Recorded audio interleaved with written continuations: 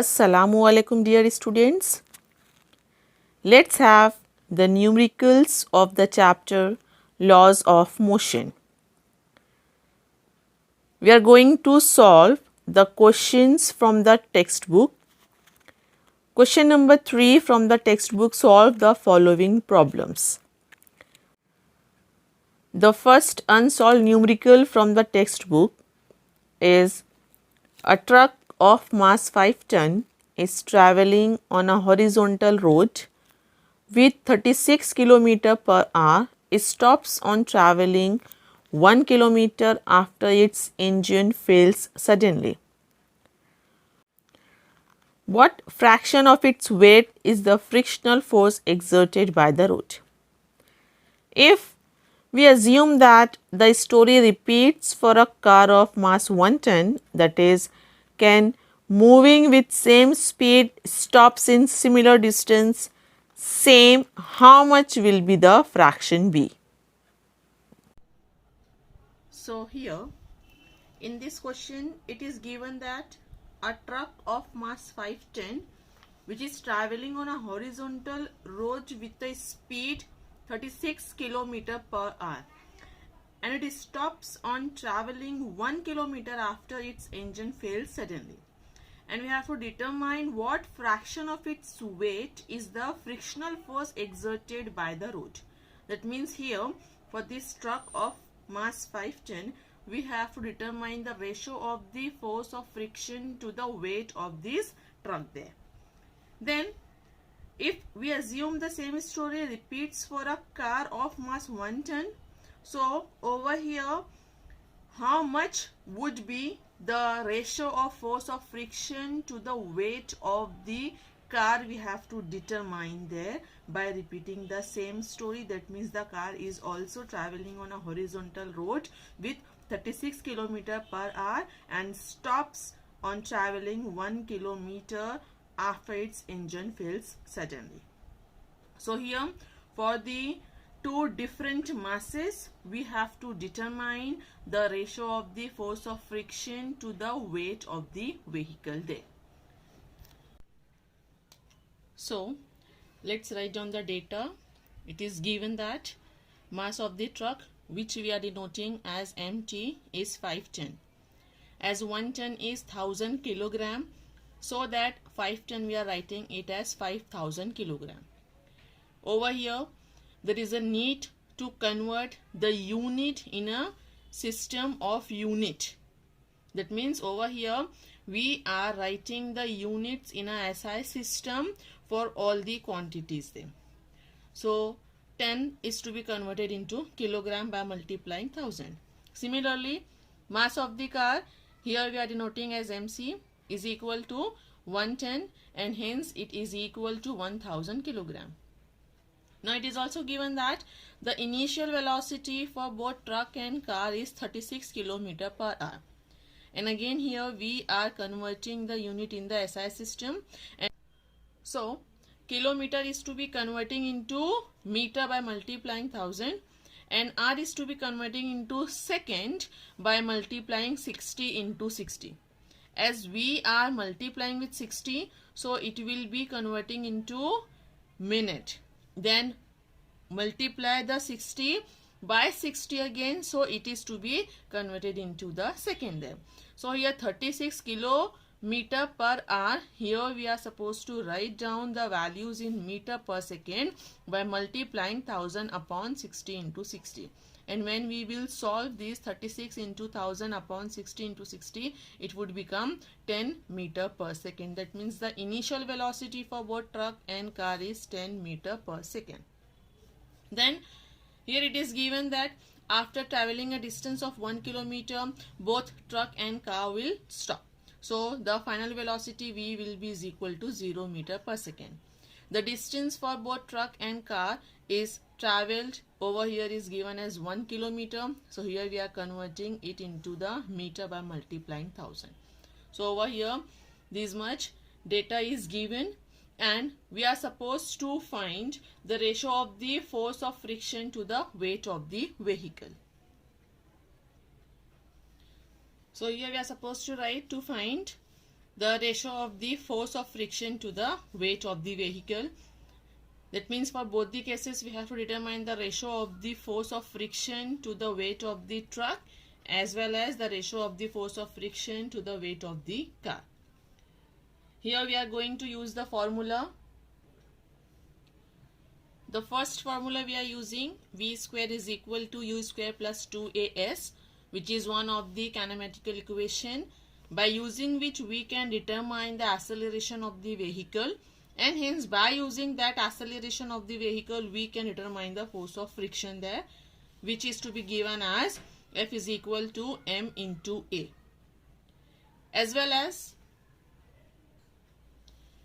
the weight of the vehicle is to be determined by using the formula M into G, where G is the acceleration due to gravity, and the value of G we are supposed to use as 10 meter per second square. So now let's see the solution. First of all, we are going to determine the ratio of the force of friction to the weight of the truck there. Hence, we are using the formula V square is equal to U square plus 2AS, and let's determine the acceleration of the truck there. So, here we have to write down V square is equal to U square plus 2AS.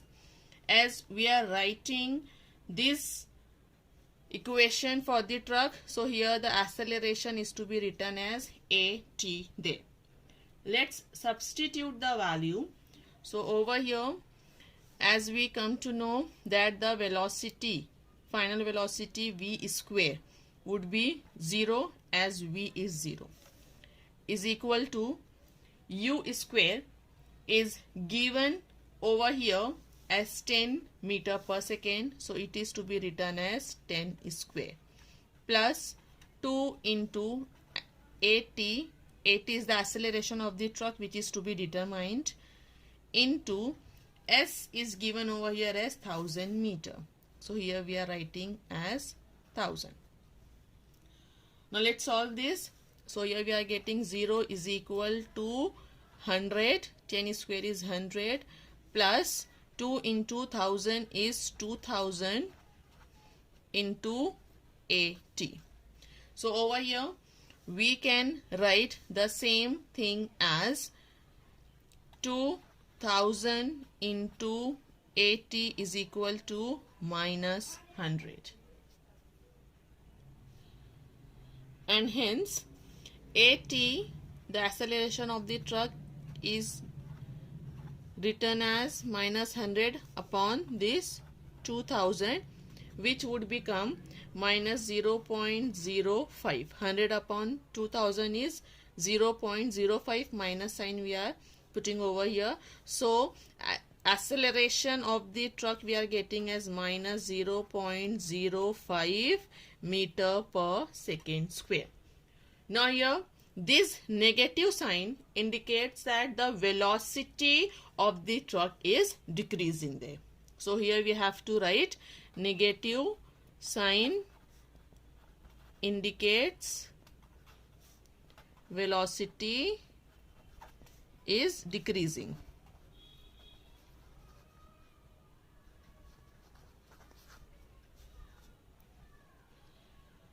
Then after getting the value of the acceleration of the truck, let's determine how much would be the frictional force of the truck there. Hence we are using the formula F is equal to MA, where this we are determining for the truck. So here we have to denote it as Ft is equal to Mt into At. Substitute the values. The mass of the truck is 5000 and acceleration of the truck we are getting as minus 0.05 meter per second square. Here we are supposed to write down the magnitude only, because the negative sign indicates the decrease in the velocity of the truck there. So substitute the magnitude of the acceleration of the truck, which is 0.05, and hence we are getting the frictional force of the truck as, when we will multiply this, we are getting it as 250 Newton. So we come to know the frictional force of the truck, that is we are getting as 250 Newton. After that, let's determine the weight of the truck also. So weight of the truck we are writing as it is the product of mass into acceleration due to gravity. So we are supposed to write mt into g, where mass of the truck is 5000 and acceleration due to gravity we are getting as 10. So we can write the weight of the truck we are getting as 5 into 10 raised to 4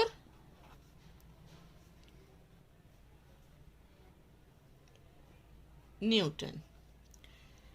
Now here we have determined the force as well as the weight of the truck there. Hence we can determine the ratio of the force of friction to the weight of the truck, and hence we are writing Ft upon Wt, ratio of the force of friction of the truck to the weight of the truck. Let's substitute the values. As Ft we are getting as 250 and Wt we are getting as 5 into 10 raised to 4. And when we will solve this, we are obtaining this ratio as 1 upon 200. Now let's determine the ratio of the force of friction to the weight of the car. And here also we are using, first of all, the same formula, V square is equal to U square plus 2AS. As by using this formula we are determining the acceleration of the car, so here A is to be written as AC. Now substitute the values. As V is 0, initial velocity U is 10 meter per second, so it is to be written as 10 square plus 2 into AC into S is 1000 meter. And by following the same step, 0 is equal to 100 plus it would be 2000 into AC, and hence we can write 2000 into AC is equals to minus 100. Next step, AC is equals to minus 100 upon 2000, which would become minus 0.05. Therefore we can write acceleration of the car we are getting as minus 0.05 meter per second square. So acceleration of the car we are getting as 0.05 meter per second square, where negative sign indicates that there is a decrease in the velocity of the car. Then by using the second formula, F is equal to M into A, we can determine the frictional force of the car, and it is to be denoted as Fc is equal to Mc into AC. Let's substitute the values. As mass of the car is given 1000 kilogram and acceleration of the car, here we have to write down its magnitude only, which is 0.05. And here we are getting the value of frictional force of the car as multiplication of 1000 into 0.05 would be 50, and the unit is Newton. So the frictional force of the car we have obtained as 50 Newton. Then next we have to determine the weight of the car also. So it is to be written as Wt is equals to, as it is the product of M into G. So here we are writing as It is WC is equals to MC into G there, where mass of the car is 1000 kilogram and the value of G we are supposed to write as 10.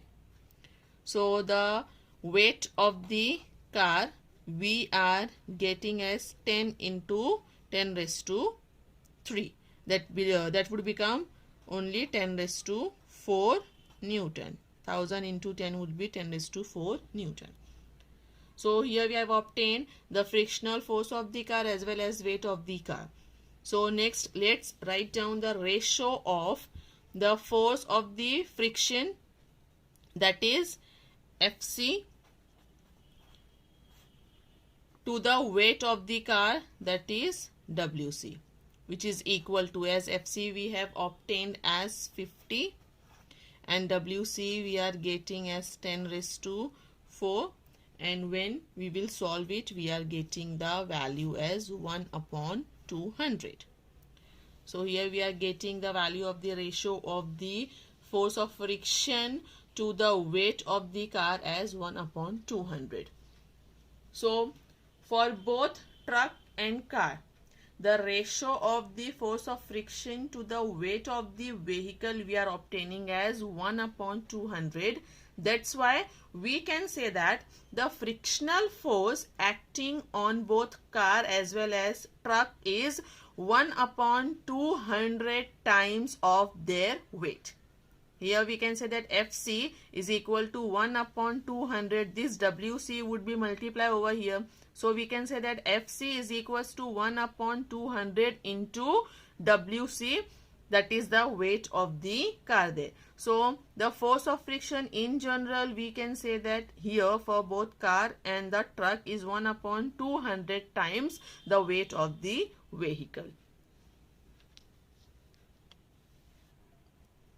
Hence, we can give our final answer as the frictional force acting on both the truck and the car is 1 upon 200 of their weight.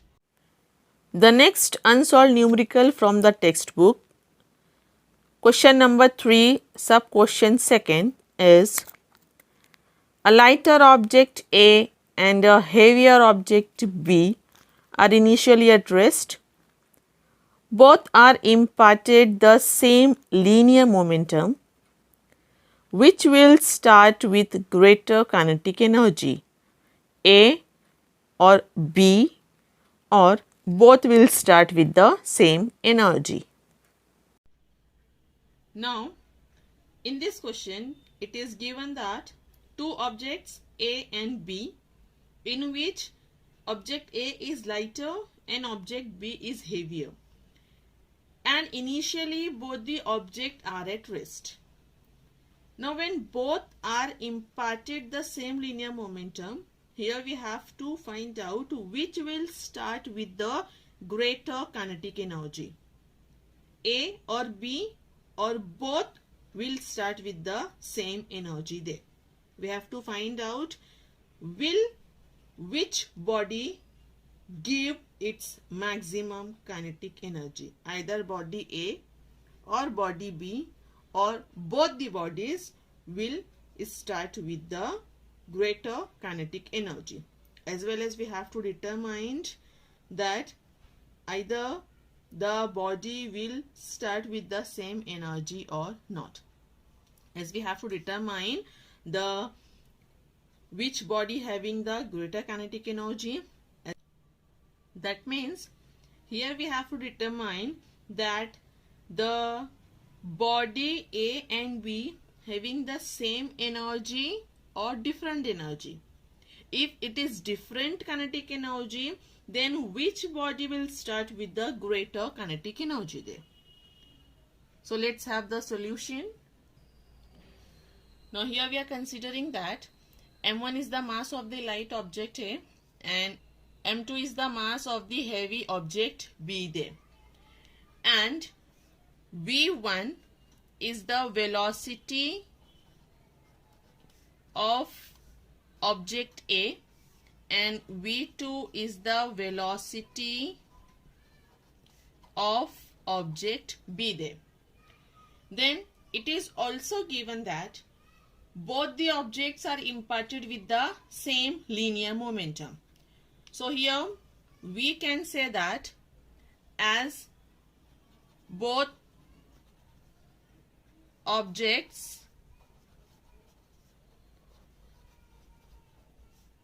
imparted with same linear momentum,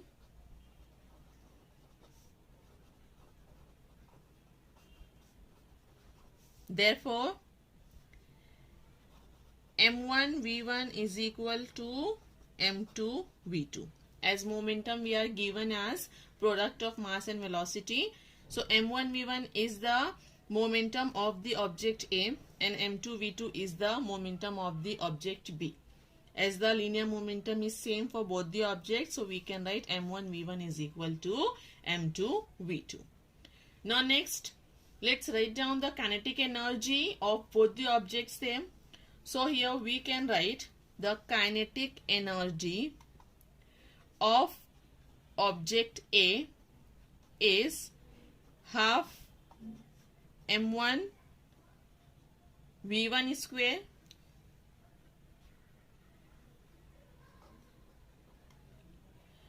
as well as the kinetic energy of the body B is half m2 v2 square. As kinetic energy is to be given as half into mass into velocity square. So for the object A, the mass would be m1 and velocity is v1. That's why the kinetic energy of the object A is half m1 v1 square. And for the object B, whose mass is m2 and velocity is v2, the kinetic energy of object B is given as half m2 v2 square. Now next, let's take the ratio of these two, the ratio of the kinetic energy of these two objects, and hence we can write the kinetic energy of object A divided by kinetic energy of object B is equal to, for the object A the kinetic energy is half m1 v1 square divided by, for the kinetic energy B is half m2 v2 square. As over here in the next step, here we are multiplying and dividing the numerator with m1 and multiplying and dividing the denominator with m2. First of all, half get cancelled and hence this m1 v1 square, here the numerator factor we are multiplying and dividing with m1. So the values will remain same, divided by m2 v2 square. Here also in the denominator we are multiplying and dividing the factor with m2. So the values will remain same. Now we can write this m1 into m1 will be m1 square, and hence m1 square into v1 square we can write it as m1 v1 the whole square, and is divided by m1 divided by m2 into m2 is m2 square into v2 square is there, so we can write it as m2 v2 the whole square divided by m2. Now as we know that the momentum m1 v1 is equal to m2 v2, as these values are same, so it would be cancelled there, and hence here we can write the kinetic energy of the object A to the kinetic energy of the object B is equal to m2 upon m1, since m1 v1 is equal to m2 v2. So we are getting the kinetic energy of the object A is divided by kinetic energy of the object B is equal to m2 upon m1. So from this equation we can conclude that as m1 is the mass of the light object and m2 is the mass of the heavier object. So here we can say that mass m1 is less than m2, and when mass m1 will be less than m2, so obviously the kinetic energy of the body A would be greater than kinetic energy of the body B, as m2 is greater than m1. So when m2 upon m1 we are taking, so we are getting the value m2 is greater than m1, which implies that kinetic energy would be greater than that of the kinetic energy of B there. Hence, here we can write as m1 is less than m2. Therefore, kinetic energy of the object A is greater than kinetic energy of the body B. That means here we can say that the lighter body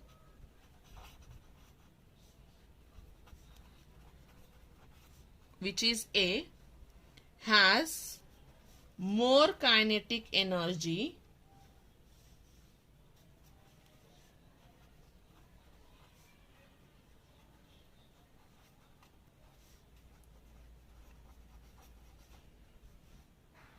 than